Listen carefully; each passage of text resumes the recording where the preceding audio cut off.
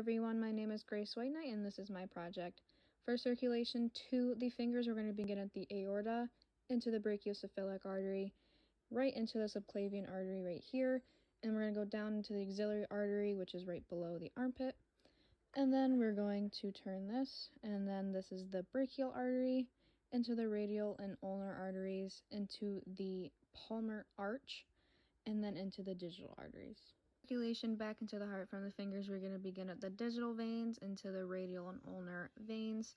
As we can see here, this is the median cubital vein, which also breaks into the cephalic and basilic vein, which branches up into the brachial vein, and then goes to the axillary vein right here, which also shoots right back up to the subclavian vein right here, into the inferior vena cava.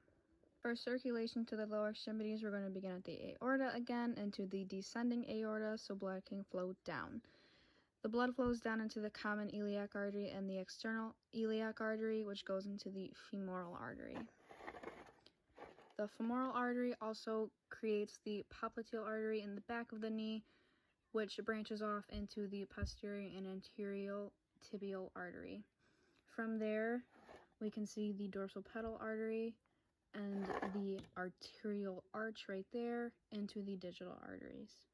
For circulation back to the heart from the lower extremities, we're going to begin at the digital veins, into the venous arch. And then from there, we are going to go to the anterior and posterior veins, into the popliteal vein, but we can also see the great saphenous vein and the small saphenous vein meet at the popliteal vein. From the popliteal, we're going to go to the femoral artery, which comes straight up, and we meet at the external iliac vein and then the common iliac vein.